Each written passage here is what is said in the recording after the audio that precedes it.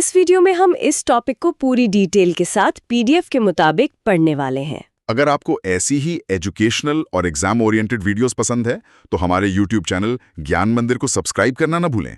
Video पसंद आए तो लाइक और शेयर जरूर करें। तो आज का हमारा विषय है राष्ट्रपति पर महाभियोग, एक संवैधानिक अग्नि परीक्षा। जी, मतलब अनुच्छेद 61 के तहत भारत के राष्ट्रपति को पद से हटाने की जो प्रक्रिया है उसका एक विस्तृत विश्लेषण। बिल्कुल। तो सबसे पहले इसका संवैधानिक आधार क्या है? हाँ, ये कहाँ लिखा है? ये भारत के संविधान के अनुच्छेद 61 में है। यही अनुच्छेद राष्ट्रपति पर महाभियोग चलाने की पूरी प्रक्रिया का प्रावधान करता है। अच्छा, और ये प्रक्रिया मतलब ये सुनिश्चित करती है कि देश के जो सर्वोच्च पद पर बैठे व्यक्ति हैं उन्हें मनमाने ढंग से नहीं हटाया जा सकता। बिल्कुल सही। और इस प्रक्रिया का सिर्फ एक ही आधार हो सकता है, और वो है संविधान का उल्लंघन। केवल एक आधार, संविधान का उल्लंघन। जी, राष्ट्रपति पर महाभियोग केवल और केवल संविधान का उल्लंघन के आधार पर ही चलाया जा सकता है। पर यहाँ एक बहुत दिलचस्प बात है। क्या?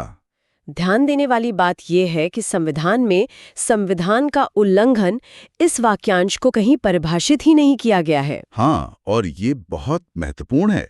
इसका मतलब इसकी व्याख्या करने का अधिकार पूरी तरह से संसद के पास है। अच्छा, तो अब आते हैं अध्याय 1 पर, यानी प्रस्ताव की शुरुआत। तो ये शुरू कैसे होता है? महाभियोग के जो आरोप हैं वो संसद के किसी भी सदन, मतलब लोकसभा या राज्यसभा द्वारा शुरू किए जा सकते हैं। कहीं से भी? जी, कहीं से भी। लेकिन इन आरोपों पर सदन के कम से कम 1/4 सदस्यों यानी 14 मेंबर्स के हस्ताक्षर होने चाहिए। उसी सदन के जिस सदन ने आरोप लगाए हैं? हाँ, बिल्कुल। ठीक है, हस्ताक्षर हो गए। फिर आती है 14 दिन की पूर्व सूचना। अच्छा, ये किसे दी जाती है? महाभियोग प्रस्ताव को आगे बढ़ाने से पहले राष्ट्रपति को 14 दिन की लिखित पूर्व सूचना देना अनिवार्य है। तो ये नोटिस राष्ट्रपति को अपना पक्ष रखने या फिर तैयारी करने का अवसर प्रदान करता है। जी, अब आती है पहली बाधा, पहले सदन में प्रस्ताव को पारित करना। ओके। तो आरोप लगाने वाले सदन में महाभियोग प्रस्ताव पर मतदान होता है। और यहाँ पर एक बहुत खास बहुमत चाहिए, है ना? जी है, और ये सबसे जरूरी बिंदु है। प्रस्ताव को उस सदन की कुल सदस्यता के कम से कम 2/3 बहुमत से पारित किया जाना चाहिए। ये जो उपस्थित और मतदान करने वालों का बहुमत होता है उससे अलग और ज्यादा कठिन है। बहुत ज्यादा कठिन है। ये टोटल मेंबरशिप का 2/3 है। समझ गई। अब मान लीजिए ये हो गया, तो फिर अध्याय 2, दूसरे सदन द्वारा जांच। हाँ, तो एक बार जब प्रस्ताव पहले सदन से पारित हो जाता है तो इसे दूसरे सदन में भेजा जाता है। ठीक है। और दूसरा सदन क्या करता है? दूसरा सदन लगाए गए आरोपों की जांच करता है। मतलब एक तरह से इन्वेस्टिगेशन आप कह सकते हैं। इस स्तर पर दूसरा सदन एक जांच समिति या न्यायाधिकरण के रूप में कार्य करता है। अच्छा, तो इसीलिए इसे एक सभा न्यायिक प्रक्रिया कहते हैं। बिल्कुल। और इसी वजह से राष्ट्रपति को बचाव का अधिकार भी मिलता है। हाँ, ये तो जरूरी है। तो इस जांच के दौरान राष्ट्रपति को उपस्थित होने और अपना प्रतिनिधित्व करने का पूरा अधिकार है। वो खुद भी आ सकते हैं? वो स्वयं उपस्थित हो सकते हैं या किसी कानूनी व्यवसायी को, मतलब वकील को नियुक्त कर सकते हैं। यही चरण प्रक्रिया की अर्ध न्यायिक प्रकृति को दिखाता है। सही बात है। अब आते हैं अध्याय 3 पर, अंतिम निर्णय और निष्कासन। जी, तो यदि जांच के बाद दूसरा सदन भी वही शर्त पूरी करता है। हाँ, दूसरा सदन भी प्रस्ताव को कुल सदस्यता के कम से कम 2/3 बहुमत से पारित कर देता है, तो राष्ट्रपति को पद से हटा दिया जाता है। उसी क्षण से? जी, उसी क्षण से।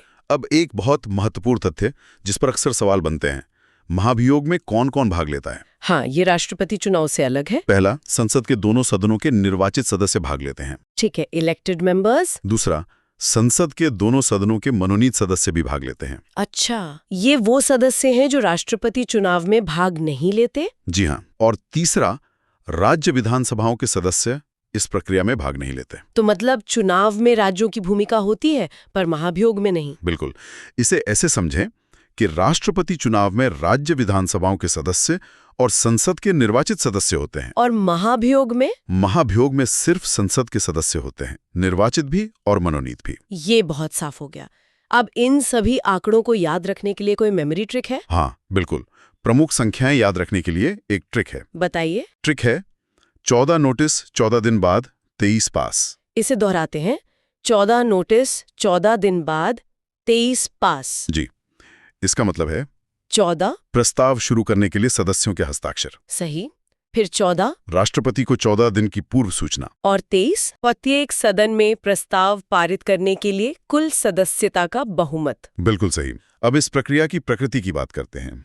ये अर्ध न्यायिक है। हाँ, हमने इसकी बात की थी। महाभियोग की प्रक्रिया को एक अर्ध न्यायिक प्रक्रिया माना जाता है, क्योंकि इसमें आरोप तय करना, जो कि एक विधायी कार्य है, और उनकी जांच करना, जो कि एक न्यायिक कार्य है, दोनों शामिल है। बिल्कुल। और अब एक एग्जाम अलर्ट। जी, ये बहुत जरूरी है। आज तक भारत में किसी भी राष्ट्रपति पर महाभियोग नहीं लगाया गया है। कभी नहीं। तो चलिए इस पूरे संवैधानिक अग्नि परीक्षा पर एक नजर डाल लेते हैं, चरण दर चरण। जरूर। चरण 1, आरोप की शुरुआत, यानी इनिशिएशन ऑफ चार्ज। ये किसी भी सदन में, लोकसभा या राज्यसभा में 14 सदस्यों के हस्ताक्षर से शुरू होता है। फिर चरण 2, नोटिस, राष्ट्रपति को 14 दिन की सूचना। चरण 3, पहला सदन, फर्स्ट हाउस। यहाँ कुल सदस्यता के 2/3 बहुमत से प्रस्ताव पारित होता है। इसके बाद चरण 4, दूसरा सदन, सेकंड हाउस, जहाँ आरोपों की जांच होती है और राष्ट्रपति को बचाव का अधिकार मिलता है। फिर आता है चरण 5, अंतिम निर्णय, फाइनल डिसीजन। दूसरा सदन भी कुल सदस्यता के 2/3 बहुमत से प्रस्ताव पारित करता है। और अंत में चरण 6, परिणाम, रिजल्ट। राष्ट्रपति पद से हटे। ये है पूरी प्रक्रिया। अगर आपको ये वीडियो यूजफुल लगा तो लाइक और शेयर करना ना भूलें। ऐसी ही एग्जाम ओरिएंटेड एजुकेशनल वीडियोस के लिए हमारे YouTube चैनल ज्ञान मंदिर को सब्सक्राइब करें।